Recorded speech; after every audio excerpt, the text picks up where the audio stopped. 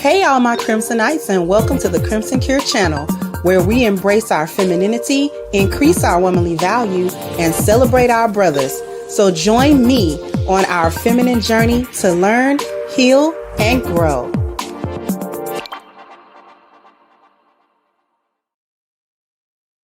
Hey there everybody, how you doing today? Just as a reminder, because Nubian asked his Ramadan time shift, just as a reminder, I put it on the community tab as well. For the month of Ramadan, the show is being pushed back to at least 6 o'clock Eastern. Okay. If I have to push it again during the course of the month, which I don't anticipate, but just in case, I'll notify you ahead of time again and make the adjustment after I notify you guys. But yes, for the month of Ramadan, I cannot start the show at 5:30. I have to start the show at a minimum 6 o'clock Eastern for you guys, which is why I'm coming on later. Okay. Y'all don't know how tempted I am to go back to the Mika stuff. I was having way too much fun. I actually was having too much fun. I was having too much fun. I admit it.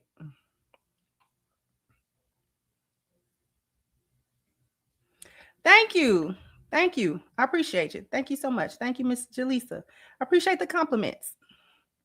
I may have to. I'm gonna have to do some membership stuff.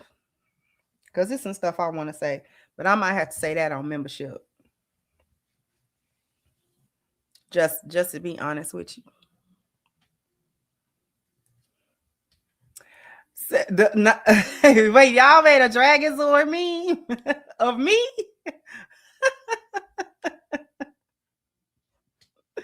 That Dragonzord situation?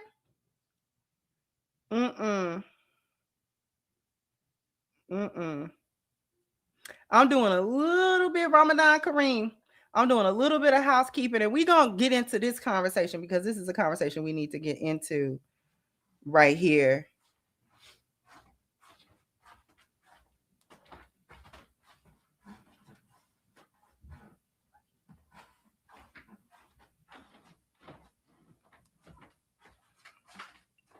And I'm going to be showing y'all a couple of clips. Hold on with me.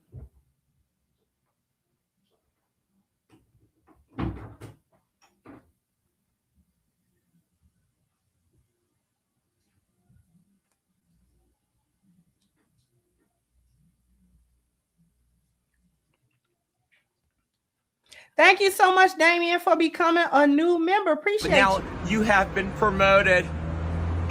You are now one of my elite employees. Listen, he kept it a stack. He said, I want to hear the Mika stuff. Y'all do want to hear that. I'm not going to hold you because y'all even want to hear it on Instagram. Okay. I hear you. Go ahead before we get started, and don't forget to like, share, and subscribe. All right, don't forget to hit the like, share, and the subscribe button. But today, we're going to pivot away from the Mika thing. I did hear some of the Tasha K, just to speak on it a little bit. I did hear some of that Tasha K interview. When y'all said it was worse, I thought y'all were exaggerating that. No. Just a little bit that I heard. I didn't even hear a quarter of it. Just a little bit that I heard was insane. I see. I be trying to stay out of the mess, because I be trying to not be so just super trendy, riding every trend to every little trend. But I might start having to do that a little bit, because the way these people are moving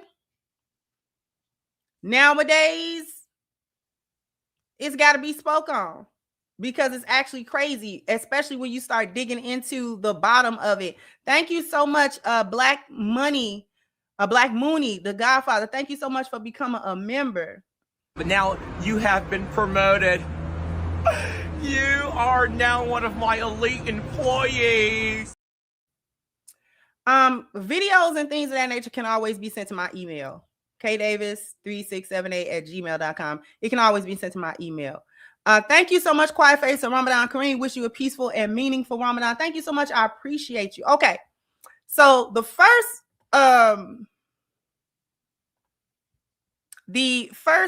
video clip that I want to show you guys is this, because we're gonna have a conversation about building men. And really, women nowadays say that they building up men, and I don't think that they know what that means. But we're gonna start digging into it today.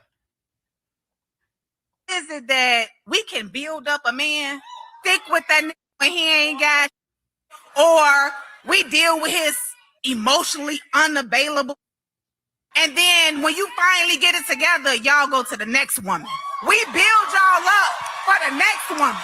First of all, Trio, do you think it's valid or what? Yes, but I also think that some women are the stepping stool for us to get to a better woman. I do. I think. She asked, you said I had him when he was broke down and he was emotionally unavailable and he was a terrible person and he wasn't open to da-da-da-da-da.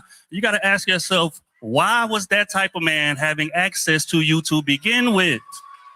You're not as healed as you think you are. Y'all are actually equal. And then he learned what he needed to learn from you and moved on to a woman that actually deserved that healed version of him. But a lot of times what happens is when a man has you go through those trials with him, all of that pain and anguish with him, when he grows and to become a better person, you constantly remind him of who he used to be. And he's not going to know how to come back and love you correctly because he has to face himself through the wounds he left you with. I have a poem where I say, women shouldn't have to be casualties to the growth of men because after all them years getting used, y'all look for love and comfort in the same arms that you left beaten down and emotionally bruised. Y'all change us so much. That's the response. That by the time that we have changed into this woman who now has trust issues, this woman now has insecurities, this woman now has bitterness, we are left with all these bruises and all of this baggage that we have transformed into through years of going through that with you. You can't even look at us no more. So it's like, I've changed and I'm sorry for what I did, but you remind me of that season of my life and I am done here. So instead of being responsible for going through this healing journey with you for what I put you through, I'm going to move on to this woman that doesn't have to heal from me because she ain't have to experience that version of me. Okay, one more thing. Or sometimes here he go. The reason I was able to grow after you is because I couldn't grow with you. And sometimes some women refuse to believe that you were the cause of my stunted growth. We always assume that this woman was supportive, kind, believed in you, was a healing, was a teaching, and all these different things. But sometimes that's not what was happening in these relationships. And I'm with him when he's right. I am with him when he's right. What do I mean? Because the rest of that other stuff was kind of nonsense. That stuff was just nonsense. They, saying anything. What Ace hit closer to the mark. Because these women will get on somebody's platform. They'll get on somebody's platform. And they will talk about, we was with you when you was downtrodden. We was with you when you didn't have much and you didn't have nothing and you didn't have no job and you was between jobs and you needed a place to stay and you needed. The first thing about it was, if you were at such a different level than him, you never would have entertained a man like that if he was so far beneath you. That's number one. The fact that you entertained this man meant that y'all were on some level together. Okay? Y'all was matched somehow. Even if y'all was matched in toxicity. Because what happens is, in many of these cases where these women be like, oh, he ended up leaving me after he became better or after he got up on his feet. You, as the woman, got with this man. This man that didn't have hardly no money, no job, no real prospects. You liked the way he looked. You liked what kind of sex he was giving or whatever other things that you liked. Okay? At the same time, oftentimes these same women get into these relationships for the control aspect. They feel like they are able to have this man, but also have all of the leverage in the relationship. Well, I got the money. I got the place to stay. Even if the place to stay is Section 8. Even if, you know what I'm saying? Even if she's not completely just working hard or they're not living some type of big time lifestyle, the one-eyed man is king in a country full of blind people. So even if she got a Section 8 crib, even if she got a clapped up Altima, even if she got, food stamps and maybe a little something hustle on the side, it's more than somebody that's coming along that don't have none of that. Okay? So oftentimes you get two people in survival mode because just because she got a half a step better than he got in terms of survival things that you need for necessities, she's still in survival mode too. She's not thriving. She's surviving also. So you get two people together who are in survival mode, and she got a little bit more than him, by whatever means she has it, they're going to be toxic together. Okay? These two people, all that arguing they be doing, all that going back and forth they be doing, all of that breaking up and getting back together they be doing. And this is not just people in their 20s. Sometimes these chicks, because she looked good in her mid-30s. So sometimes these chicks be in their 30s already. You don't cross the 30 threshold, and you still trapped in this same cycle of quote unquote dating, being with these types of guys, because you're so busy trying to have the control over the situation. You're so busy trying to have the leverage in the situation that you keep trying to get these guys and trying to, okay, if I bring him over here and he move with me, you know what I'm saying? That does give him the opportunity to step up. Y'all think that he's going to get himself together and then elevate you beyond where you were going, not realizing that if he does ever elevate, if this man that she has brought into her life or home or apartment or whatever she done brought him into, right? If he does ever get his mind right, and he say, you know what, I do need to do some more stuff, because hanging around here, it's getting old. Arguing with her, smoking weed, hanging out, whatever. This is not, I cannot live my life like this.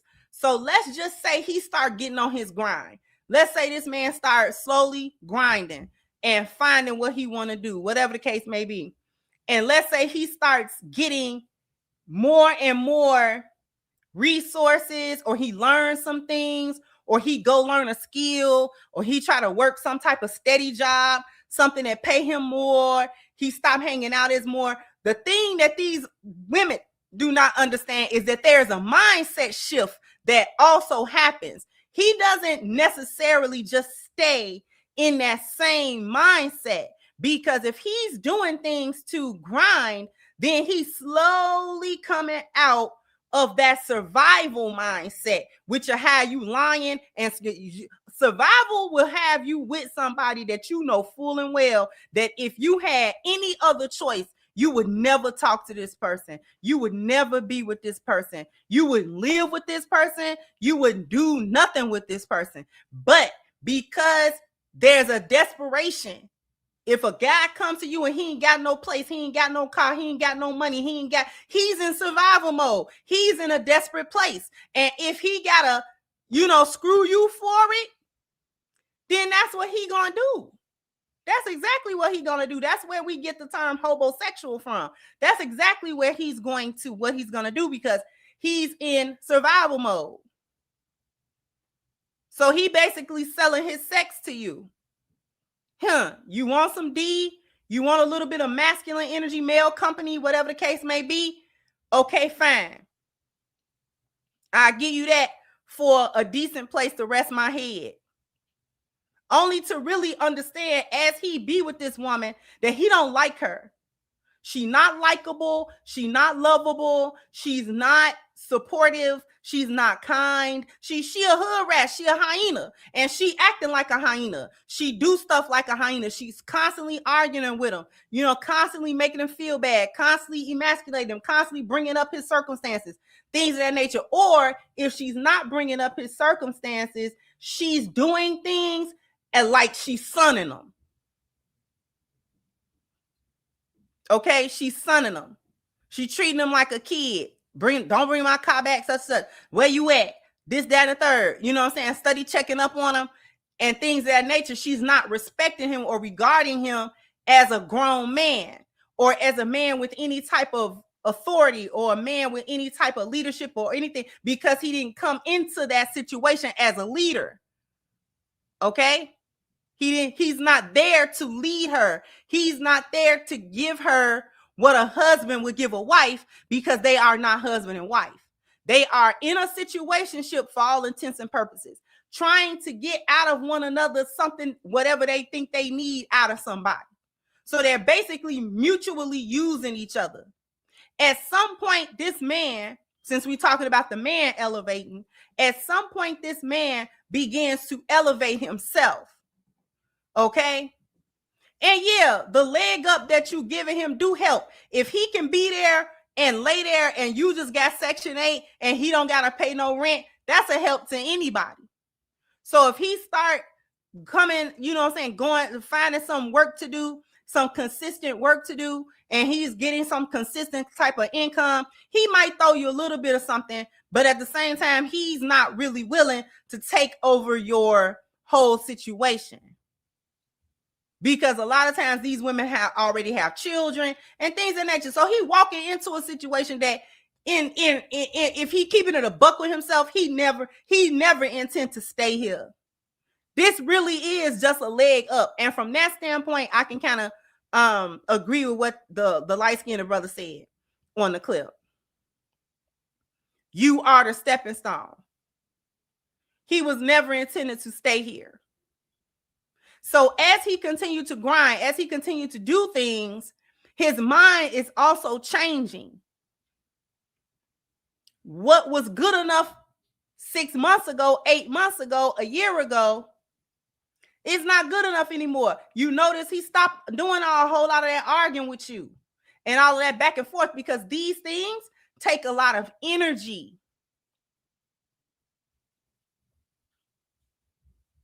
Going back and forth with you, arguing all night, so he can't wake up in the morning to go to work, and he got to be at the construction site, or he got to be, you know, wherever he got to be, wherever he is. The energy that he has to expend talking to you, arguing with you, going back and forth with you, dealing with your foolishness, dealing with your dysfunction. He's still dealing with his dysfunction as well. That take a lot of energy that he is now focusing on. Yeah, I do need to get myself together. I actually do. And I actually want to. And I'm actually moving towards that. Once he reaches a certain level of stability where it's not shaky to him, and he's not thinking, man, I'm not going to be having this opportunity, or this is temporary, or whatever the case may be. Once he starts getting that stability, and which takes you out of that survival mode like that, because when he came to you, he was essentially homeless. Now he's not, because now he has the income and the wherewithal to go get his own stuff. And now he don't have to deal with you. So now the energy between you and him change. You thinking, you seeing the progress. So now you thinking, well, he just gonna take over and lift me up. But what you haven't taken into account as the female is how crazy you've been acting with him whole time. Whole time you've been crazy with him. Whole time you've been talking crazy. You've been treating them crazy. You've been talking to other dudes, all kind of stuff. A whole myriad of things that have been going on in this quote unquote relationship, little situationship y'all got. And he not trying to do none of that with you. See, the other lady was mistaken. Oh, I took you through it. Now I can't see you the same. No, you never were that girl, because even if by chance she wasn't the type of chick that really demeaned him, she still wasn't that girl. She still wasn't the girl that he was going to choose, because that's not how he started it. He did not come there to choose you for long-term relationship or marriage. That's not even where he was with you from the beginning. Ladies, women, how many times do I have to tell you, it is a very difficult thing to graduate one level to another with men. The way they see you the first time is typically the way that they're going to continue to view you. Whether they deal with you or not, on whatever level they dealing with you, if you were the jump off, you're going to always be the jump off. If you was the chick that he just gotta, you know what I'm saying, he just gotta throw some D to, so you'll be quiet long enough for him to be there and try to get himself together, then that's who you are. You're never gonna get up to girlfriend. You're never gonna get up. You're certainly not gonna get up to wife. you're not going to get into these categories. He sees you as whatever he see you. You either a friends with Benny, you either a situationship, you a jump off, you a girlfriend, or you a wife. That it is what it is. Very rarely does a woman move. The only category that a woman can reasonably move from is from girlfriend to wife. That's the only two where there's some respectable or respectability there where you could possibly turn into a wife. But that's not a guarantee either, because men can keep a girlfriend for 20 years and he don't mind. What difference do it make to him?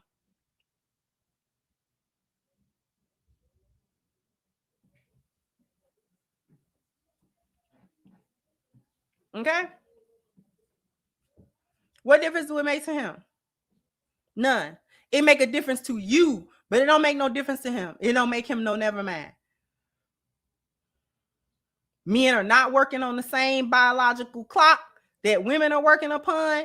And so therefore, that same 10 years that when he was with you, he's not having the same experience of that than you are. You're running out of time. He's not.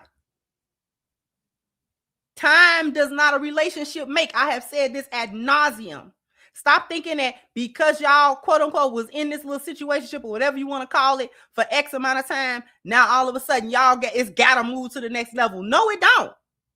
Absolutely not. He not trying to get that to move. You right where he needs you to be. And if there's another woman that's better than you in a higher category, he will go to her. And you will be somewhere looking stupid. That's on you. And y'all are not building these men up, holding the sword of Damocles over this man's head because he ain't got no place to stay. And you happen to open up your roachy Section 8 apartment to him, and he stood there all night thumping roaches off of him until he could get a job. That's not building him. Do you understand? Because you ain't nowhere on no level to be building nobody. Because if you could build somebody, you would have been built. What level are you even on to be talking about you building a man?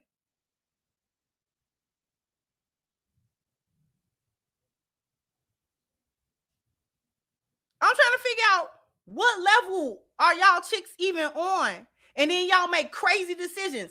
Even if you're trying to be in a relationship with a particular man, you quote unquote invested in a man that don't got no commitment to you. You've already seen how he move. It's unsatisfactory. And then you putting money here and money there. You opening up, you going on legal Zoom, opening up LLCs, paying $500 for an LLC just to have an LLC name, talking about you started a business. Girl, what is y'all doing? Y'all are not building these men. That is not how women build men.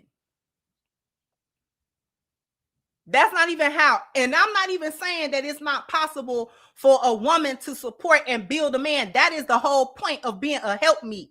That's what a helpmeet does. A helpmeet does help to build her husband. She gives him the extra added energy that he's going to need in order to be more and more successful. She's going to be taking things off of his plate so that he can focus and concentrate on other things. So all of that mundane stuff that a lot of people poo-poo down, oh, she just cooking, she just cleaning, all of that is stuff you don't have to do. All of that stuff, all of that mundane domestic day-to-day tasks are something that at minimum she's taking off of your plate so that you can focus on the schoolwork that you need to do. So you can focus on getting to the next level of your profession. So you can focus on all night. You spend all night locking in to get to the grind. So you wouldn't have washed your clothes for 3 weeks anyway. But lo and behold, when you get through, you know what I'm saying, bringing your head up for air, you got clean socks, a meal, you got clothes, you get the house is straight, the kids are taken care of. That stuff is priceless because it offers men an opportunity to lock in on particular things.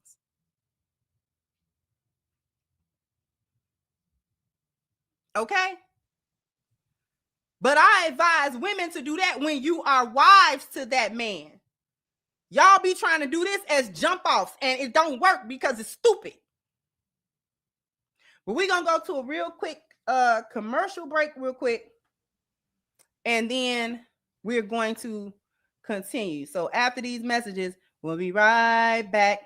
I need everybody to go to ashkicking.com. If you want to keep your skin looking and feeling its absolute best, then you need the body butter that is on the screen right now. Okay. If this is going to be your first order, please take advantage of the 10% discount using the promo code Crimson at checkout. All right. Once again, the link is pinned to the top of the chat, ashkicking.com. I owe you guys a bam, bam, bam, bam. You got to hit the like button. Bam, bam. You got to go ahead and hit the like button. I said I thanked you already. Thank you, Charles, for the super sticker. I appreciate you.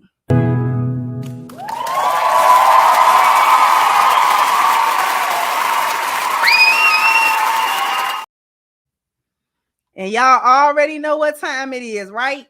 I know y'all know what time it is. Let me see. Here we go.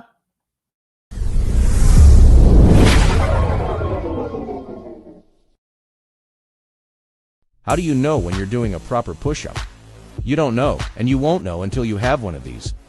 Are you tired of doing push-ups and not seeing the results you want? It's probably because you're not getting a full range of motion.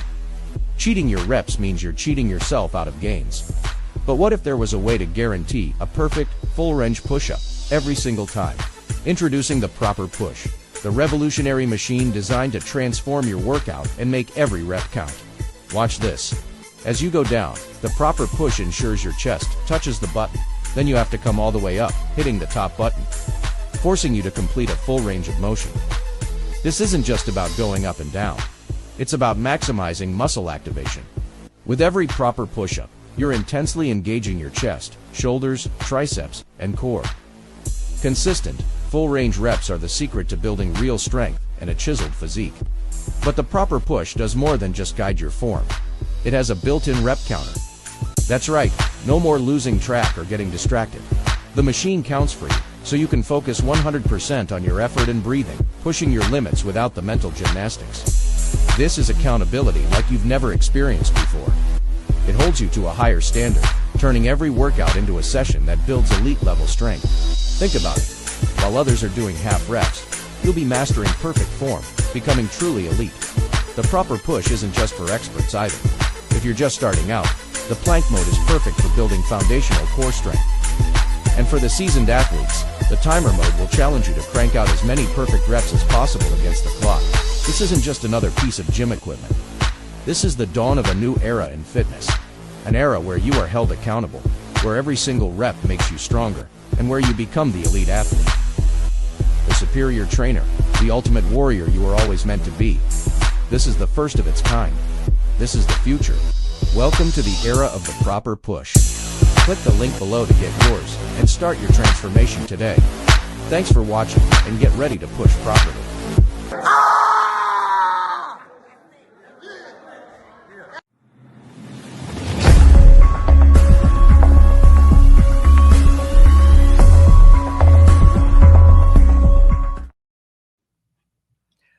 So absolutely you need what you just saw was a revolutionary, the ultimate push-up enhancement device. It is the only one of its kind. There's literally no other push-up equipment on the market that corrects your form, that ensures that the push-ups are gauged. Everyone knows that you have to go down and you have to go up, all the way down, all the way up. But that's how you do a push-up. The question is, how do you know when you've done a proper push-up? The answer is you don't know, and you won't know until you have the proper push.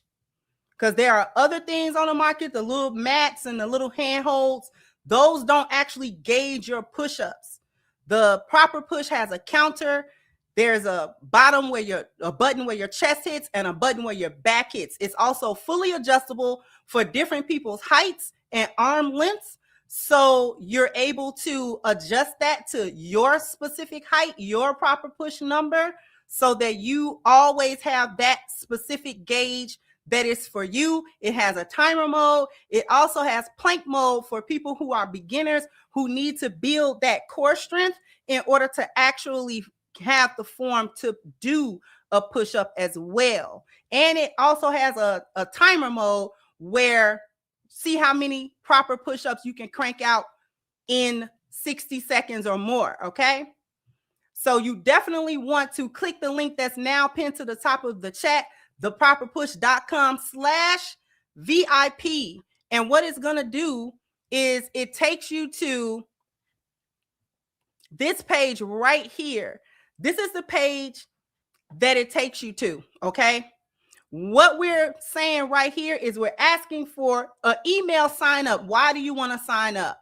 The sign up allows you to be invited to the launch of our Kickstarter and to be invited as a VIP member. What's a VIP member? What do you get? You get all of these awesome deals that we're going to offer only for the VIP people who sign up. So how do you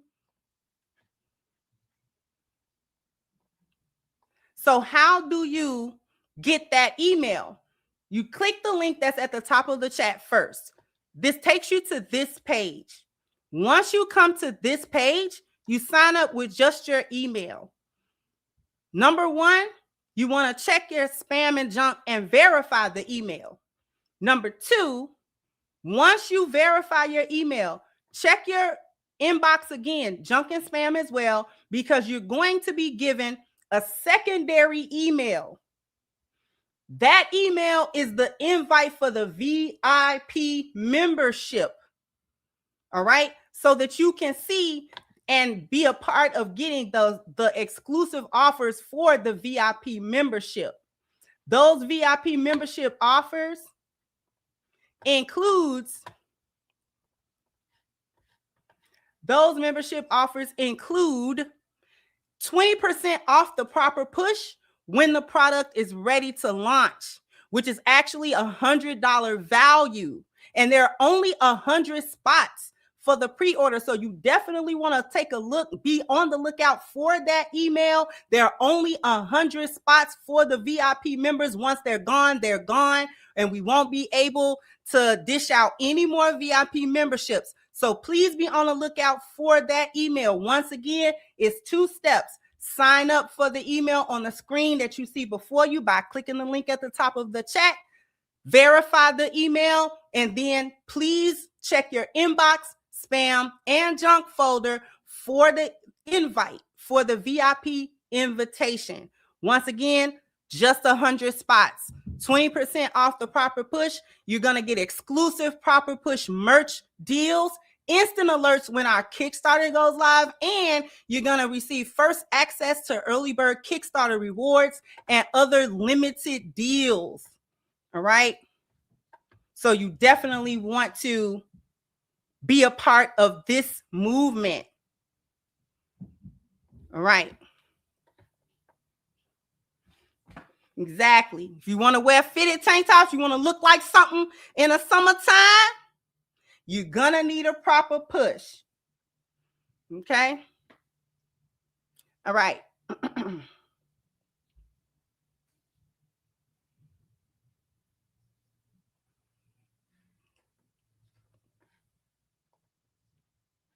All right. So let's get back to what I want to talk about.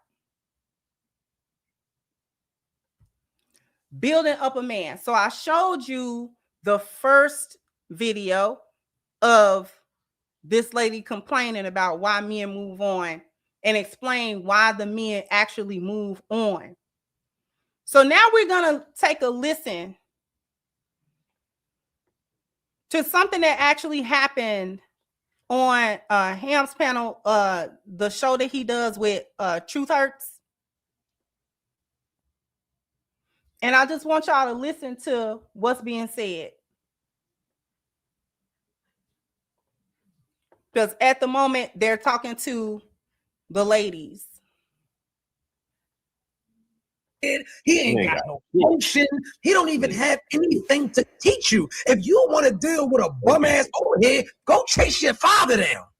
I've never understood that. My fault, Ham. You gotta understand something. Y'all gotta we don't need to understand. I care if you've done enough. You said it this, already. This the part, right? And then they be coming out of that relationship talking about how much of an ain't shit nigga he was, how he brought her through the ringer. Nah, beloved, Stevie Wonder can see you put yourself through the ringer. And I just don't understand why y'all don't get out of those relationships and talk shit about yourself for the poor decisions you knew you was making when you made them. That shit baffles me when y'all do that. You gotta hit the button on it. I ain't got mine either. You gotta hit the button. I think when women do that, you know, it's definitely like a self-esteem issue. Maybe she can't get the man that she wants, so she just goes and settle for the man that she can get. So that's sometimes, not saying that's a Kira case, but sometimes that's what women do. Most of the time. Mia, let me ask you a question. You think that's her Kira case? I don't think she have self-esteem. Look at her face. No, but I want to know, like, at what age did this happen? I was 18. Okay, right. So she probably was dealing, but she shared with us that she had some self-esteem issues. It was a point in my life, right? It was a point in my life. So I have a question. Right? I don't want to make this solely on you because this is not a therapy session for you, right? It's really not. What good qualities did he have though? Because I know he was a bum, he was broke, he didn't have anything going, 10 years just seen, but what about him was good? I mean, he was a gentleman. Like he was nice to me. I mean, he broke. But outside of that though, like besides, because a lot of men are nice to you, I'm nice to you. So I want to know outside, like what, because it had to be something there. I think I'm gonna be honest with you. I think I was being groomed for real. I'm not even gonna lie. I think I was really being groomed. And y'all can say what y'all want to say. That's what I True. That's what. We ain't seen nothing yet. No, but it's just like I feel like in my point in my life, that's where I was in my life. Like I feel like I was being groomed to cater to him. For sure. I just got a couple questions. I'm sorry. Ahead, my fault. You've been extremely patient. Wait, I'm quiet. So you said you feel like he groomed you. So I had a few questions. So at 18, when did you guys break up or stop dealing with each other? When I was 21, turning 22. So you were for about 3 to 4 years, right? I'm curious, how did you upgrade him? Oh shit. I think that I kind of like just gave him a different perspective for me. That's what I thought. Okay. Because at the end of the day, like it's not really about, because age don't mean nothing. You can meet people that's old as hell and they don't have they dumb. They don't have no type of, so I think that I gave him a different perspective. Okay. He would even say that to me. Now, the reason why that question was important is because she's saying she was between the ages of 18 and her early 20s. How you was being groomed and leveling him up in your 20s, in 18, 19, 20, 21, you don't know nothing. You didn't know not to be groomed. You were naive enough. Let's just assume that what she's saying is true. You were naive enough. You were young enough to be naive enough to not have enough life experience to understand when somebody like trying to put you in a position, okay, to get you to think a certain way, do a certain thing, a certain kind of way that you might not have done. Maybe if you was 10 years older, it would look funny to you, but right now it don't, because this is probably your first real relationship, and you know what I'm saying, you going into it with wide eyes and you know what I'm saying, puppy love and all that kind of stuff. So how is it that you were young enough and naive enough to be getting played to the point where in hindsight, you would say you were likely being groomed to cater to him and do a certain thing, yet on the other hand, you were old enough and you were at some type of level in life to where you was upgrading him? So that's why that question was important. How the question of her age was important, number one, to give us a context of this part of the relationship that she's speaking to. And also given this age that you gave us, how is it that you was upgrading him? So how did you upgrade him? We're gonna let it continue. So I'm just going based off what he said. He would even say that to me. Like, you done gave me a whole different view of life and all, like, and maybe that was just game. That could be his finesse, yeah. Yeah, like maybe that was just game. Yeah, I'm just curious, like, if you can give me like examples of something you think like tangibly. Like what? You said you changed his perspective. So how did how you change his perspective? He said that I changed his perspective. You also feel like after you dated him, I upgraded you, and then all these women want you after what I did for you. So, like, if you could give me an example. They could see his mind. His mind was different. They could look through his brain and see that she upgraded his mind. That's what you can't tell. What? You don't get it? I'm not trying to attack you. It's a genuine question. And then you jump back in the dating pool and say men ain't shit, right? I never said that, Melly. I never said that. So would you feeling the way that you're feeling? Would you have jumped back in the dating pool and said that? No, I've never said that. I said I don't jump into the relationship. Hold on, Melly. I don't want her to move off of this real quick. Stop it. Stop it. Hey, bro, he was 18, bro. Like, you grilling him, bro. What the fuck? No, because it's hard to imagine an 18-year-old girl upgrading a 28-year-old man, but then when you left, he probably was 32. So I'm like, I'm curious, what could you have possibly really done to a man that age? Like, you don't have no money. You 18. You don't have much knowledge. You 18. You haven't been many places. I was definitely working. So that's not what I didn't say you didn't have a job. Right. I said you didn't have no money. Okay. What?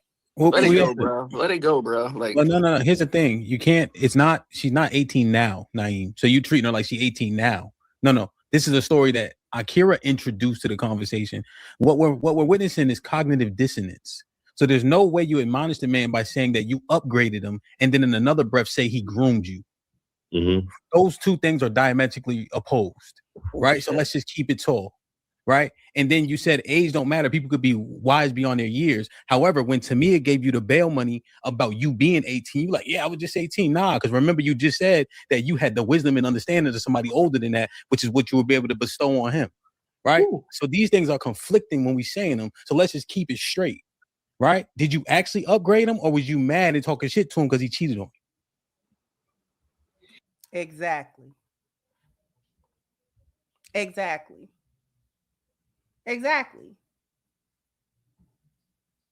You can't say you were groomed and in the same breath say that you upgraded. And then when asked directly, what tangible things did you contribute to this man that was an upgrade to him?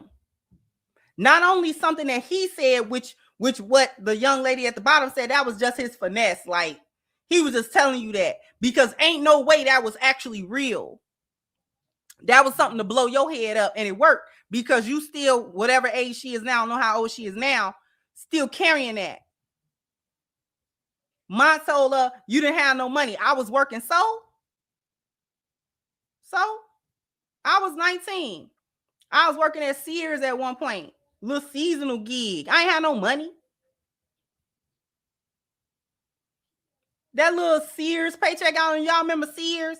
That little Sears paycheck wasn't doing nothing for nobody. That was a little something I was doing just to, have a little something scratching around in my pocket, something to do.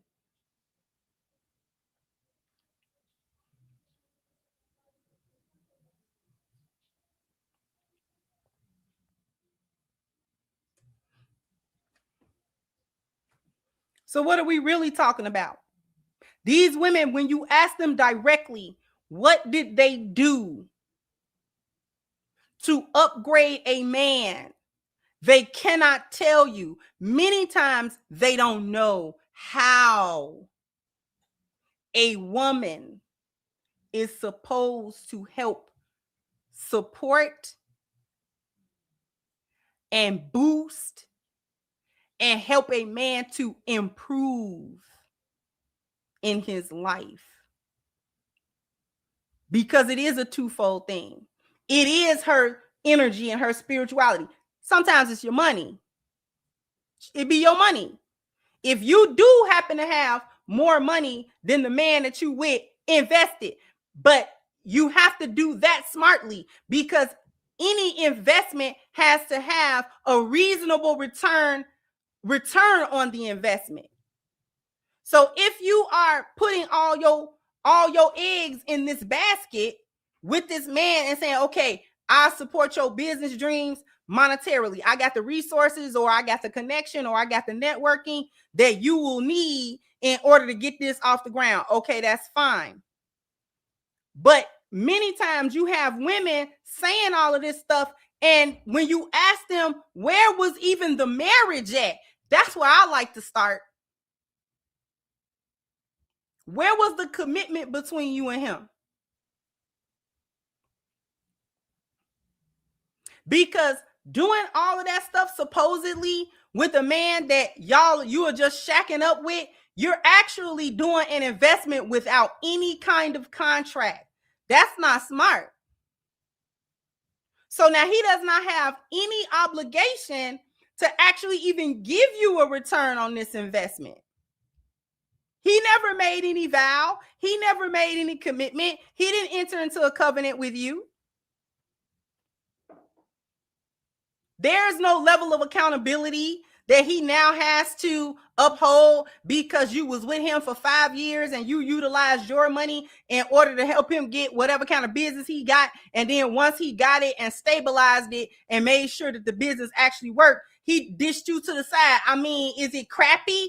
Yeah, but who told you to do it?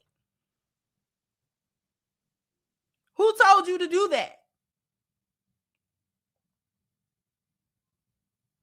Nobody. Nobody told you to do that. And that's the worst thing that people want to hear, that people do not like to hear. Nobody told you to do that. But if you dealing with somebody that you don't have no covenant and no commitment and nothing else with, and you throw your finances and everything behind that person, and then they still don't give you a return on that investment, you kind of did that to yourself. The only people that I give grace to for that is married people. I give grace to a wife because at least a wife could have felt like this is a part of my duty as a wife. If my husband fall on hard times, or it's something I can help him with, then as a wife, I'm obliged to help him. And now if he don't give you a return on your investment, that's another level. You see what I'm saying? Because at least you got something to hold him accountable for. Like, you supposed to be my husband. So how is it that I was helping you to the best of my ability, and then once you got to a certain place, then you ain't helped me? That's the only grace I can give is to a married woman.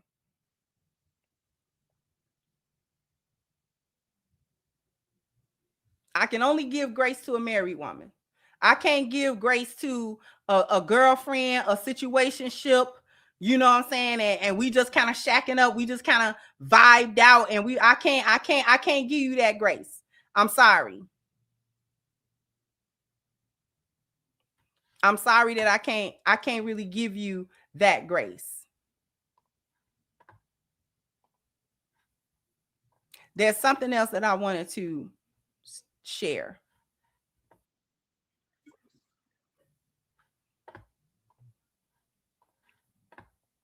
Because this was on several different, these parts of the conversation was like on different streams too. Or at least different parts of the streams.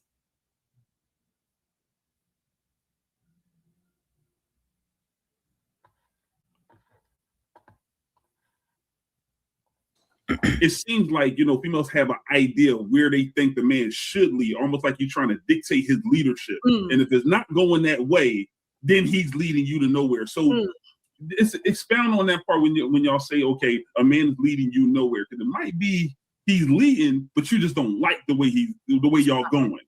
That's not what I meant. What I'm just saying. I'm asking. What I meant when I said that is when men give you false promises and they say things they cannot keep up, and they know they can't keep it up. Like, first of all, at the end of the day, don't tell me you're going to do all of these things and for a fact you don't have the wheelhouse to do it, right? So we're talking about future plans and doing all these things, and you don't have the wheelhouse to make it happen. Then don't say you're going to do it. At that point, at that point, you're messing up our trust. At that point, you're messing up my trust for you as a leader, because if you always talking about what you're gonna do and you don't never step up to the plate and do it, at that point, I can't trust nothing that you say. And at the end of the day, if I never asked you to give me anything, I never asked you what we were gonna do or what the plans were. If you come out of your mouth and tell me you're gonna do something, as a woman, I expect for you to get it done as a man. That's what leaders do, right? But you can't expect for me to allow you to lead me if you're not always doing the things that you said you're going to do. Step up to the plate and do it, or don't say you're going to do it at all. That's what I mean. Are we talking about, so what I'm saying is I want you to go a little bit deeper on that, because like I get it, but are we talking about things like, hey, he said he's going to take you on trips? Can you say he's going to do? We ain't talking about no frivolous shit. We ain't talking about no frivolous nothing. Don't even. No, I'm asking just for the context of the podcast. All she said was he's going to do things. He said he didn't do. What things are we talking about? Like, what is he not doing? For instance, I had a gentleman I was talking to, right? We had been together for a while, right? And when I say a while, it was some years, okay? He told me he was going to do all these business moves and he was going to do this and do that. He didn't have the wheelhouse to do it. So in the end, I found out that you it's like a car that's real loud in traffic. It's real loud. It sounds like it's moving, but it ain't got no movement at all. You feel what I'm saying? You ain't making no moves. You ain't got no motion, is what I'm saying. He putting your foot on the gas pedal, but you in neutral. You ain't going. Yeah, you ain't going nowhere. You ain't going nowhere. You ain't making no move. You just all lip. You talking about it, but you're not being about it. And first of all, before you even get started, Melly, let me say this. Some women got the resources, right, to put a man in position. It's up to you to utilize that woman at 100% capacity. I was one of them women. I had the resources for you to start the business. As a matter of fact, I started the business for you and you still didn't do nothing with it. You feel what I'm saying? So that's what I'm talking about. You're not utilizing the resources. So this is why we're always in positions as women as being the hard ass or being the one that's labeled like we too independent. No, I'm gonna still show up for you as a woman, but what you gonna do with it when I give it to you? Mistake number one that I learned is starting the business for him. So Callie, that was a mistake. Now let's talk about that last part that Miss Akira was talking about, because she had some points, but I want to zoom in on the example that she gave from her own life. She said she was with a man for some years. He was always saying what he was gonna do, what he was gonna do, for X amount of years. She's saying that during the time of that relationship, she either already had or acquired resources that he could have used in order to do what he was talking about doing. So I'm assuming that she means that she had extra money that he could have used, that she was willing for him to use in order to do the things that he said he was going to do, only to find out that even with access to certain resources that she might have been able to help him with, he still did not make any moves in order to do the things that he said he was going to do. Let me speak to that for a minute, because this is something that I have said before. First of all, if you was with this man for years and he ain't had no motion before you acquired resources that he could have used, then you should have known that even with resources, he wasn't going to do it. Number two, I have said on this channel plenty of times, the difference between a man with a dream and a man with a vision, those are two different things. Those are two different kinds of men. The man with a vision is not the same as a man with a dream. Okay? Women, men that have vision also has purpose. He is also making his way towards that purpose and towards the fulfillment of that vision. He's not talking about maybe one day he wanna do, he might, it, all that ifs, ands, and buts. He's saying this is where I'm trying to be. I'm gonna accomplish this thing, and ultimately this thing here is going to be the culmination of all of that. So you can't build Rome in a day, right? So ladies, how you know that the difference between a man with a dream and a vision is the man with the vision is working towards that vision, whether you're there or not. Many times he has already laid or in the process of laying groundwork in order to assist himself in getting and achieving and working towards that vision. When he talks about this vision, he talks about it all the time, but he doesn't talk about it in an abstract way. He talks about it in a concrete way. He talks about it in a way where he can see it. He can see it for himself. He even may have a loose timeline as to when he thinks he might actually achieve it if his plans go how he think they're gonna go. And of course, you will lock for setbacks. Different things happen that may delay the achievement of the goal and reaching the vision. Men with vision are actually worth the investment, okay? Because he's already seeing how he gonna get this thing done. And you as the woman, you, especially if you are a woman who practices contentment and patience, as long as you see him working towards and steadily moving forward, even if sometimes the movement seems a little stagnated or whatever the case may be, but he's still moving forward towards that. That's something that you can get behind. That's something that you can help. That's something that you can support. A man with a dream talks about all kind of stuff he want to do. He does not make any plan. He does not move in any way that signals to you that he's actually trying to achieve any of these things that he talk about. Also, a man that dreams rather than a man that has a vision, his dream change every year. 1 year, you know, he want to be a astronaut. The next year, he gonna own a bunch of car lots. The next 6 months, he gonna have 3 businesses, all unrelated. The next 6 months after that, he gonna invest in a bunch of properties. Now, mind you, he's saying all this stuff, all of this conflicting stuff. He got about 5 different dreams that he talking about he want to do.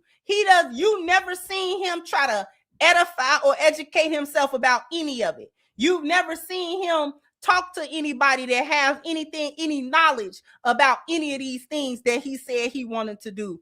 When the opportunities present themselves, even to make just basic plans or basic moves towards any of this stuff, there's an excuse. There's a reason why he can't do it. There's a reason why this, that, and the third never happened. Nothing never comes to fruition.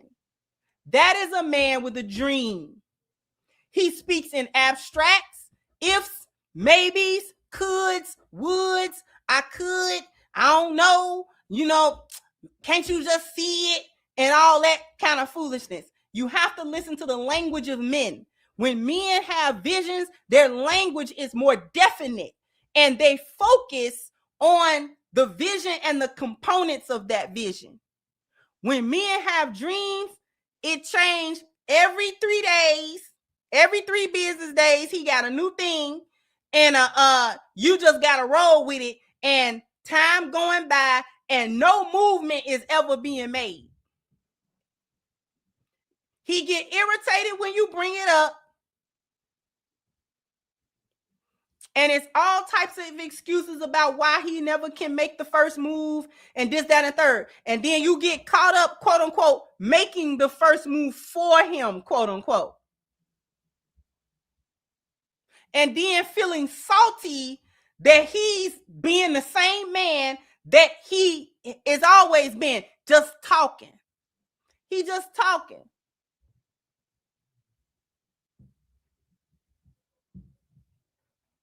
He just saying something. It sounds good to him for the moment. It might even sound good to you because you can envision it. You quote unquote think, well, he gotta buckle down to one of these things. So let me quote unquote bring up this thing or remind him when he said, remember you said you wanted to do, and remember you said you wanted to do, and remember, and now he get irritated because he didn't mean none of that stuff. And how dare you remind him 6 months later about an old dream he said 8 months ago he on to something new, and you stuck. You know what I'm saying? You still talking about that?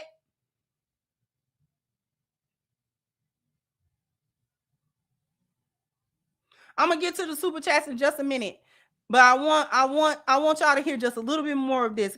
I'm not gonna let it go too long. The mistake, starting the business for him. Yes, that I already know. That's not actually that's not really that's not a mistake, because if y'all in this together, it doesn't matter. See, that's the problem. But how long? We can't do it all together. Melly, you started it for him. Hold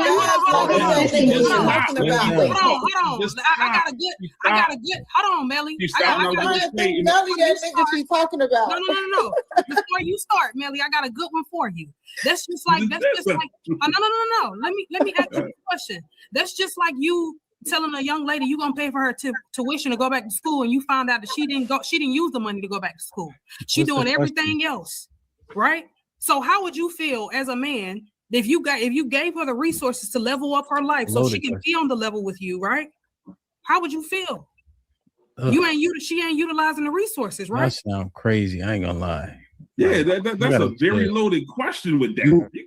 You're not. So we're saying business, but we don't actually mean the word business, right? At all.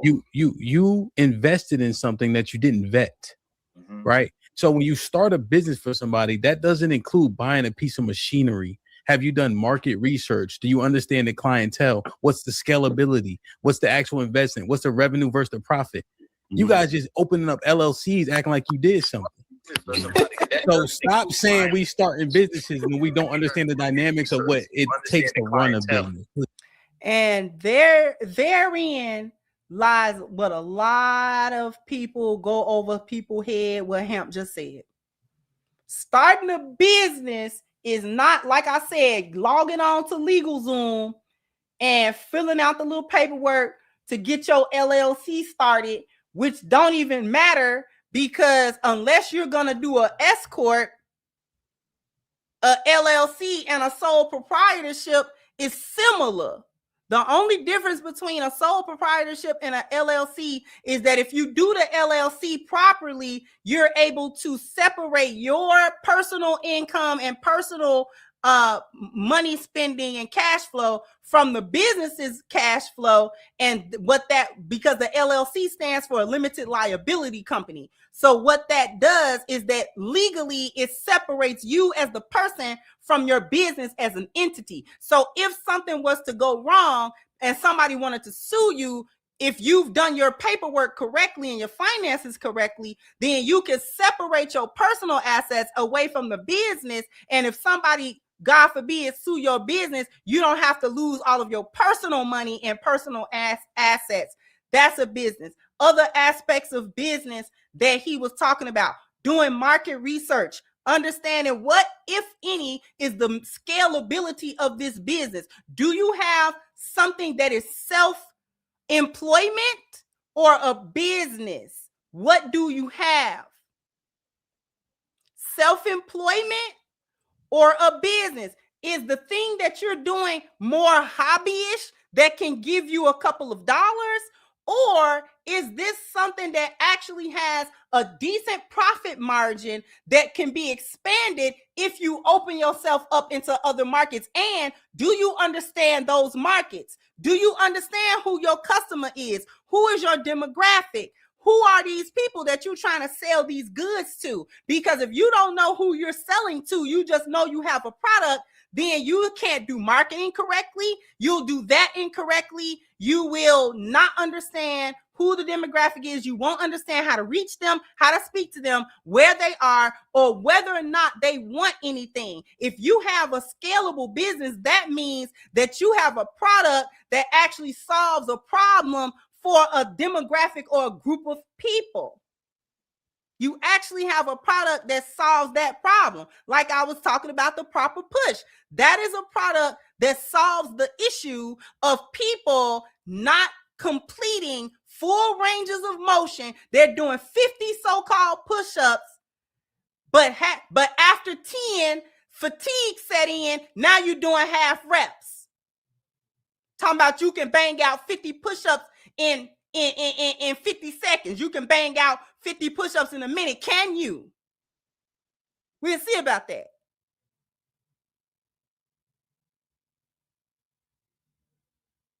Bouncing on your elbows. Ruining your joints. Talking about you doing a bunch of push-ups. Solves a problem. Has to solve a problem. Or are you self-employed? Because businesses include staffing, employers, and also it also includes systems that you can plug and play people, and the system will run the business. It's not the people themselves are working on a system that was created. Those are businesses. Self-employment are people that work for themselves. They don't have a boss, but they also don't have a business. So if let's say I'm a girl that do braids and hair, I'm self-employed. I may make a decent amount of money, but I'm self-employed. I don't have other employers, and that business runs on me. If I don't work, that business will fall apart. I won't get income and things of that nature. Now, as a hairdresser, can you scale that? Possibly, if you open up a shop and then you have other people come into that shop as hairdressers and barbers or what have you, and they bring their clientele, and you can kind of remove yourself a little bit because you create a system whereby these people can actually work in this salon. Now you've come into possibly having a business at this point.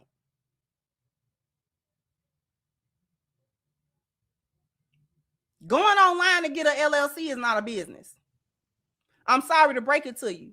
If you never tried to figure out what kind of market you have and who wants your product, and if anybody even wants your product at all, you think it's cool.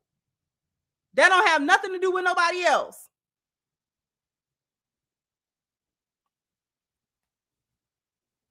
I had a quote unquote soap business probably in between 2000, I want to say 5 or 6 to like 2007 or 8 or something like that, a quote unquote soap business.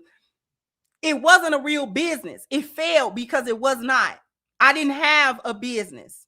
I was quote unquote trying to be self-employed. I didn't understand that then. All I knew is I learned, I did a lot of research and development on how to actually make soap, how soap is made. And I practiced and practiced and practiced. I can make a mean bar soap, baby. I can make a mean bar soap, and I can make that soap do kind of what I want it to do. Whatever you need, shaving soap, regular bar soap. Come on. I'm very good at it. But did I know who I was selling that to? The profit margins on soap is very small. Because the people that I would sell soap to are not the same people that would go get a 10 pack of Ivory at Walmart. That's not the same group of people. They're not the same group of people. But did I study that? Did I go and try to see who exactly that demographic was? That's all I knew. Because the way that I needed to charge for the soap, you can't buy my 10 bars of my soap for $4 and $5. You can't do it. First of all, I'm giving you like a 4 or 5 ounce bar. That's a big old bar of soap. That's number one.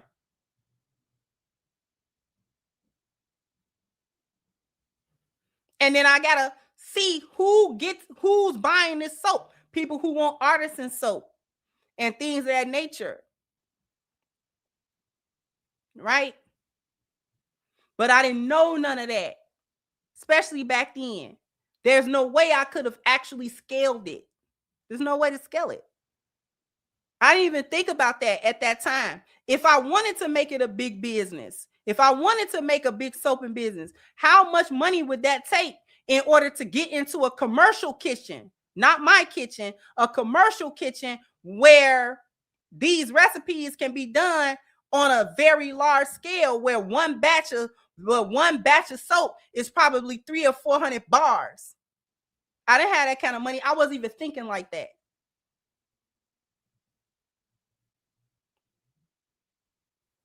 It tanked because it wasn't a business. It was a hobby. It was something I like doing. And if I could have hustled it right, it would have gave me a good couple of little dollars. And that was it. That's all.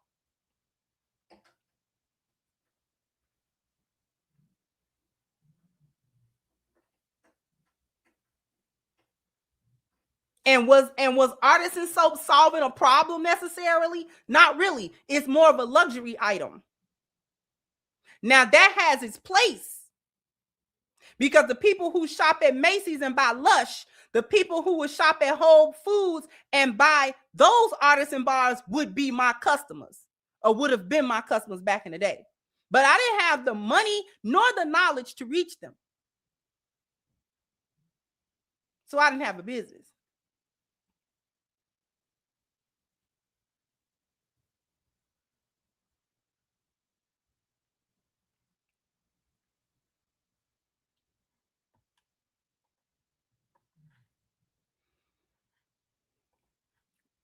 I'm not gonna stay like I did. Let me get these super chats.